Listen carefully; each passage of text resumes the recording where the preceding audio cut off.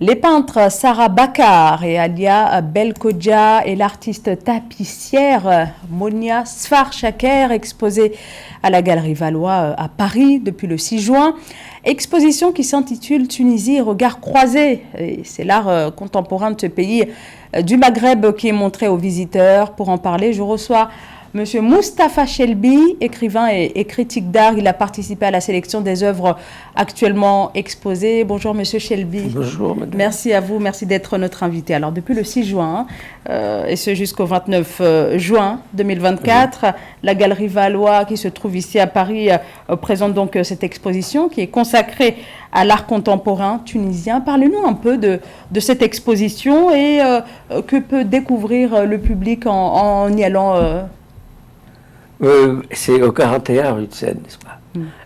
Monsieur Bob Valois m'a accordé sa confiance parce qu'il sait que, ayant dirigé la revue L'Espace Pictural tuniso-française, je connais pratiquement tous les peintres tunisiens et français aussi, très modestement. Et donc j'ai eu l'idée de rassembler trois peintres, enfin la troisième étant tapissière, comme vous dites, mais les trois ont en commun le travail sur la mémoire. Et Sarah Bakar Galoub travaille sur la mémoire de la Médina, de la cité, dans les grandes villes de Tunis. Et je savais que Tunis a été classé comme bien immatériel de l'humanité par l'UNESCO. Ce sont des villes qui ont été construites, qui se mesurent par siècle, leur mémoire. Elle a eu l'intelligence, la pertinence de bâtir ces toits autour de la mémoire des cités, de la mémoire urbaine. Madame Alia Belkodja Fayesh, elle travaille sur une mémoire encore plus ancienne.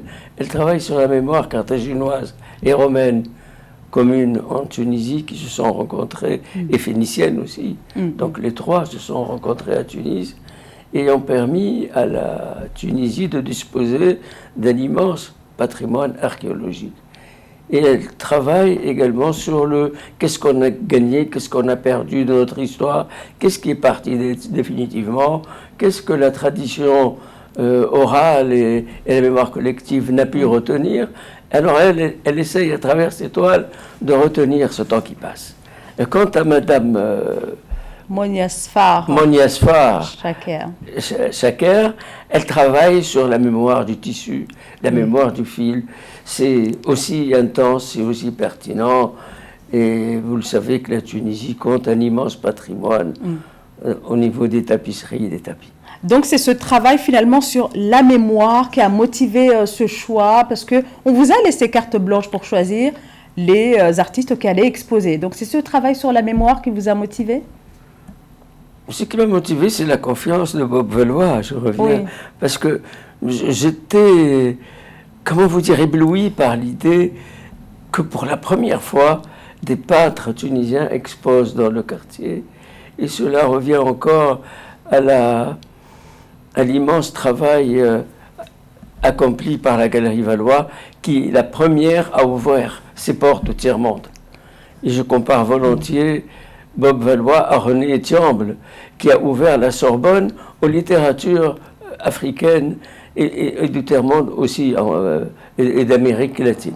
Alors vous soulignez effectivement le poids qu'a la Galerie Valois dans la promotion de l'art africain notamment.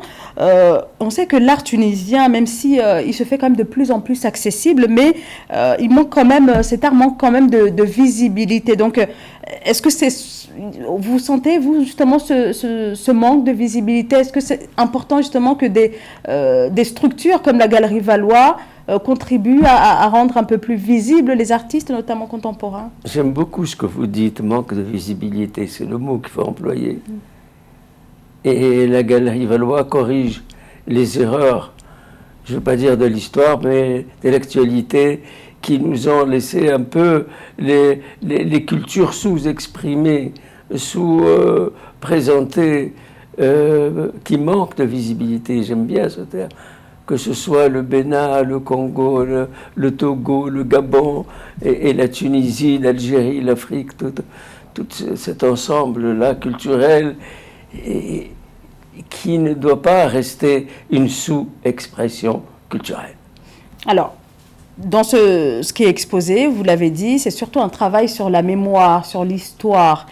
Mais est-ce que voilà, pour revenir à une histoire un peu plus récente, la révolution de 2011, est-ce que ça reste aussi quelque chose qui marque l'art contemporain actuellement aussi chez les artistes tunisiens? Elle a permis l'émergence, ça n'existait pas, du street art. En général, on n'a pas pu les capter pour la majorité. C'est un art éphémère, vous savez, le street art. Il capte pas il rentre pas dans la mémoire. C'est une mémoire fugitive. C'est que même chez nous, en France, à Paris, combien d'artistes du street art ont disparu, ont laissé peu de traces, parce que c'est un art éphémère. Quant à la révolution tunisienne, permettez-moi de vous dire qu'elle a fait davantage de dégâts. Elle a bien fonctionné au début. Mais sur l'art, la révolution n'a pas permis de faire émerger une nouvelle génération d'artistes? L'art de nature, il est pour la liberté.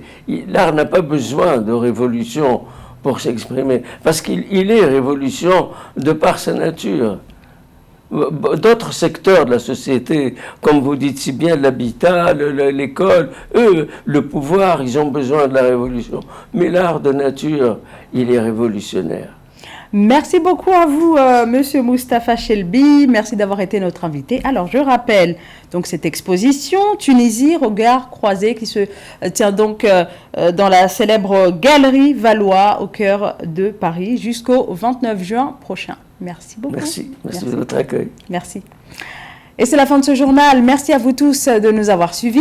Restez sur Africa 24, l'actualité continue.